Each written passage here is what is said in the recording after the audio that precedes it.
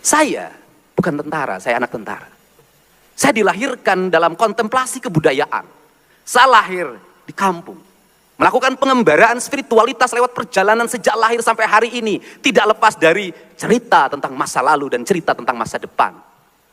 Kita ini memiliki keterikatan dengan apa? Saya menyebut adalah dengan leluhur. Ketika dengan leluhur dulu kita mengatakan kalau bicara karuhun maka tuduhannya klinik. Padahal tidak. Bangsa yang meninggalkan nilai-nilai leluhurnya, maka dia akan kehilangan nasionalisme kebangsaannya. Bicara tentang karuhun bukan klinik, tapi bicara tentang kakek nenek kita, tentang buyut kita, tentang jangawareng kita, tentang udeg-udeg dan kaisiwur kita, yang hari ini dalam tren genetika dan kehidupan anak-anak kita hari ini. Mereka tidak hafal nama neneknya, mereka tidak hafal nama buyutnya, mereka tidak hafal dari mana dia berasal, dan siapa leluhurnya. Ini adalah ancaman masa depan. Sedangkan orang lain terus-terusan setiap hari bercerita tentang leluhurnya. Maka dalam jangka panjang, khususnya orang Sunda, dia akan ada rangkaian yang terputus dengan masa lalunya. Yang pada akhirnya, dia akan ada rangkaian terputus dengan tanah dan airnya.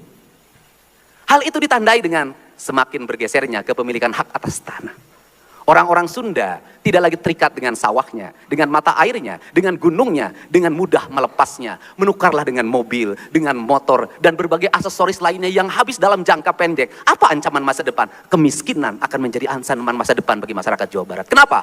Hak kepemilikan atas tanah semakin sempit. Perspektif inilah yang saya terjemahkan.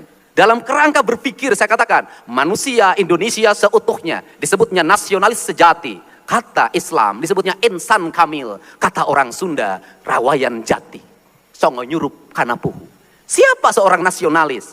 Mereka yang dirinya bersenyawa dengan tanahnya, bersenyawa dengan airnya, bersenyawa dengan mataharinya, bersenyawa dengan udaranya. Ketika terjadi persenyawaan, saya belajar dari Kopassus bahwa orang prajurit yang bersenyawa dengan tanah dan air dan udara dan mataharinya, ketika di hutan, dia seperti hutan. Ketika di air, dia seperti air. Ketika di laut, dia seperti laut. Maka dia orang yang tidak bisa dideteksi oleh musuhnya. Dia bersenyawa seluruh semestanya. Dan itulah spirit prajurit Kopassus sejati. Prinsip dasar itu sesungguhnya harus diletakkan pada kita. Kita harus tidak boleh terikat dan tidak boleh terbebas dengan kepentingan apapun, dengan mengorbankan gunung yang ditugar, dengan mengorbankan mata air yang diuruk, dengan mengorbankan aliran sungai yang dikotori. Kenapa? Perspektif itu bertentangan dengan prinsip-prinsip kebangsaan dan nasionalisme. Kalau dulu kita memerdekakan agar bangsa ini utuh hutannya, utuh tanahnya, utuh airnya, karena dikuasai oleh kolonial. Kenapa kita hari ini dengan mudah melepaskan gunung-gunung itu? Kenapa kita hari ini melepaskan dengan mudah aliran air itu? Lantas mau kemana arah kebangkitan dan kebangsaan kita? Mau kemana arah kesejahteraan rakyat kita? Maka disitulah saya meletakkan bahwa konsep mendasar bagi pembangunan sebuah daerah harus dimulai dengan pembangunan dan penataan tata ruang. Konsepsi tata ruang, saya jelasin. Saya bangga terhadap leluhur Sunda. Kenapa? Leluhur Sunda memiliki konsepsi mendasar tentang pembangunan nasional. Dan orang tidak tahu itu. Leluhur Sunda menerjemahkan konsep tata ruang dengan 3 hal yang disebut dengan Tritangtu. Gunung kudu awian, lengkop kudu balongan, lebak kudu sawahan. Ketika gunung kudu awian, maka berapa luas hutan di Jawa Barat hari ini? 18%, itu pun dalam keadaan rusak. Ancaman bencananya tiap tahun, Garut, longsor, banjir, ancaman gempa bumi. Dan kemudian di Bandung ini ada ancaman besar setelah saya teliti. Ketika punculutnya semakin gundul, suatu saat ada gempa dengan kekuatan tinggi, maka tanahnya akan menguruk Bandung. Air jatuh, maka akan meledak air bah. Cirata dan Jatiluhur tidak akan sanggup lagi menahannya, maka jebollah ke wilayah utara. Ini yang tidak pernah menjadi kesadaran pemimpin. Maka dimulai dari mana membangun ini? Selamatkan mata air. Selamatkan gunung-gunung, selamatkan daerah-daerah gundul. Jangan terus-terusan dilakukan eksploitasi. Kenapa? Ini adalah sesuatu yang harus dititipkan bagi anak cucu kita ke depan.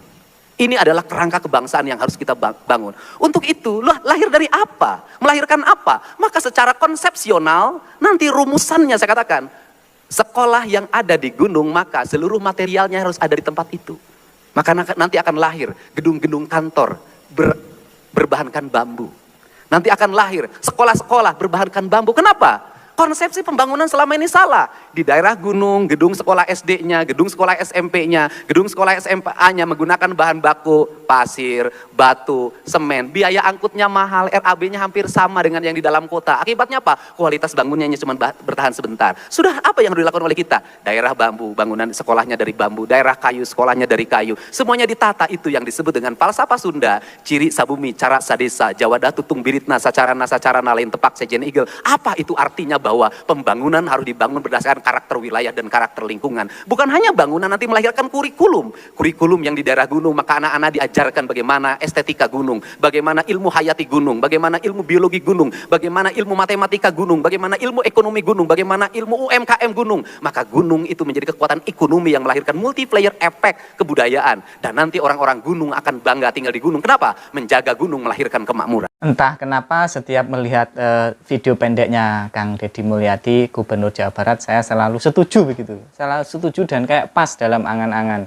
Contoh yang pernah saya pikirkan jauh sebelum itu soal kebersihan jalan.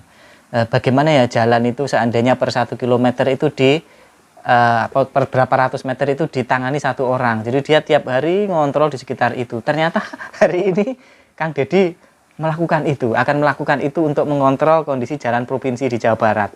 Jadi diserahkan satu orang untuk 1 kilometer jalan, satu orang. Mereka nanti yang bersih-bersih, kemudian pokoknya biar bersih. Jangan keren sekali. Kemudian masih banyak lagi. Saya nanti usul Kang Deddy, termasuk lampu-lampu PJU jalan yang ada tukang ngecek malam hari itu mana yang padam itu langsung dilaporkan, terutama jalan provinsi ya, yang menjadi tanggung jawab provinsi langsung dibenahi karena di jalan itu berbahaya kalau lampunya mati. Jadi ada petugas jalan itu tadi yang 1 kilo tadi malamnya ngecek lampu, sekilas mana yang mati dicateti nanti dilaporkan. Kalau lampu kan tidak harus menservis, tapi cuma ngelaporkan saja, saya kira tidak berat. Itu sekaligus dicek biar lampu jalan itu nggak ada yang mati-mati gitu loh ya. Di Malang itu soalnya ada. Di jalan nasional itu Lawang ke Pasuruan Surabaya itu, di Pasuruan, wilayah Pasuruan banyak yang mati gelap. Akhirnya jalannya jadi gelap dan kalau bermotor atau bermobil malam hari itu agak was-was begitu. Nah, ini kadang-kadang pemimpin itu nggak perhatian yang gitu-gitu itu. Lampu gitu ya. Terus selokan juga begitu. Selokan kadang-kadang sampah banyak, itu Kang Deddy yang membersihkan. Pokoknya ini keren banget ini. Gubernur Jawa Barat itu keren. Yang dilakukan tuh teknis-teknis dan yang menyentuh hati masyarakat langsung ya. Jadi ini hendaknya ditiru ya oleh pimpinan-pimpinan yang lain kalau ingin dicintai rakyat. Ya kira-kira prototipenya seperti itu. Jangan gaya akal-akalan dewe, karpe dewe, pengen memperkaya diri, cari uang kembalian gitu. Dan ini kita jadikan contoh, Kang Deddy Mulyadi ini adalah pejabat yang kreatif, solutif, dan merakyat ya, kelihatan ikhlas sekali ya. Semoga benar-benar ikhlas ya. Dan ini bisa ditiru oleh gubernur-gubernur yang lain atau kepala daerah, jangan hanya duduk laporan anak buahnya.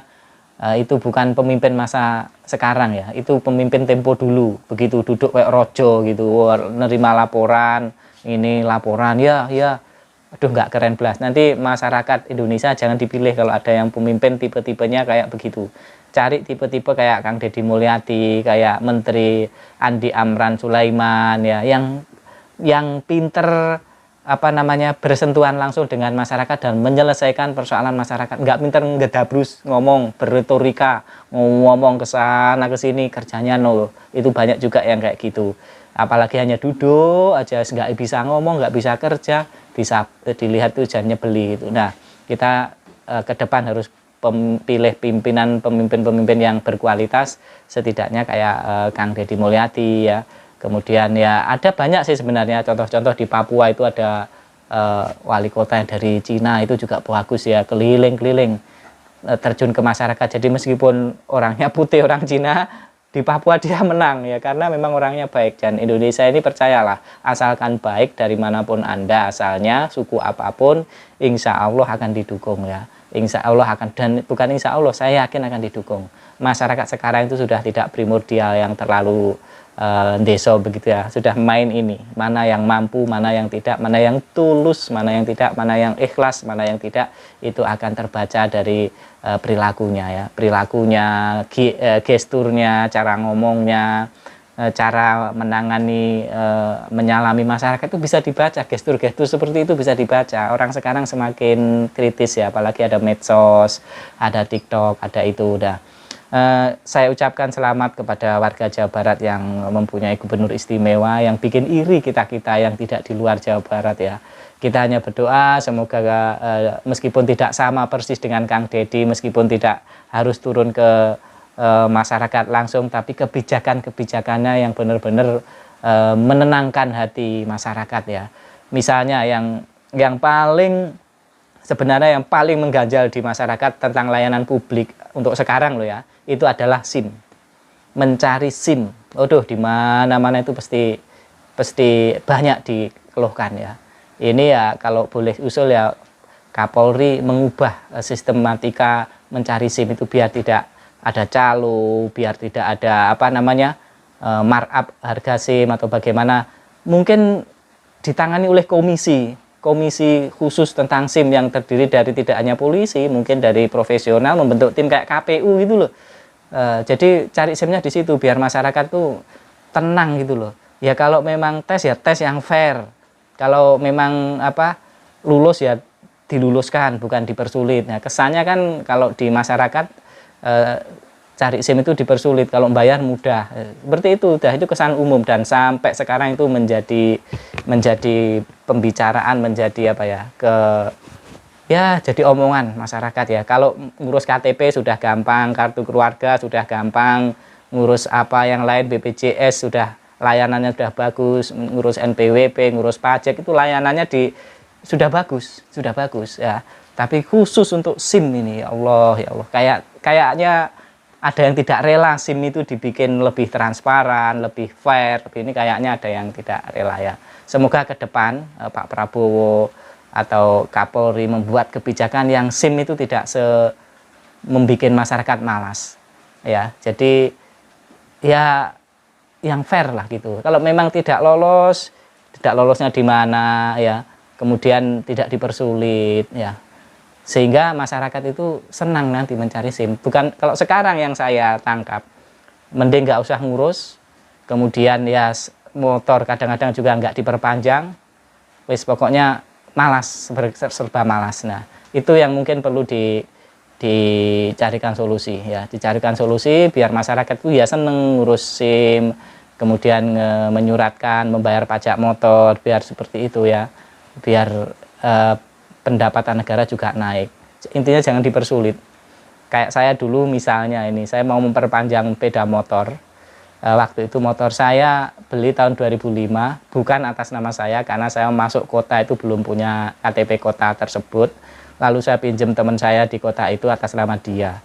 Nah 5 tahun kemudian teman saya itu sudah pindah rumahnya, nggak ada KTP-nya. Saya datanglah ke Samsat, mau perpanjang 5 tahunan, mana KTP-nya? Orangnya sudah nggak ada, oh nggak bisa, gini. Udah sampai sekarang akhirnya motor itu nggak saya pajak 5 tahunan, tak biarin terus ya. Apa namanya ya, motornya sekarang sudah lawas ya, tapi sejak itu sudah saya tidak perpanjang lagi. Wah, kok mau bayar kok ribet, pikir saya begitu ya. Memang itu aturan yang ribet kan bisa dicarikan solusi ya. Saya kira itu. Dan Kang Deddy Mulyadi, Anda hebat, kami sangat senang meskipun kami bukan warga Jawa Barat, kami mendukung, mendoakan juga semoga sehat-sehat, semoga warga Jawa Barat juga semakin mencintai Bapak dan manut Jawa Barat semakin keren, semakin bersih, semakin indah ya.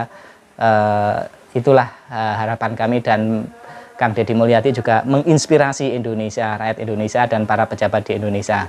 Selamat untuk warga Jawa Barat, hormat kepada Kang Deddy Mulyadi.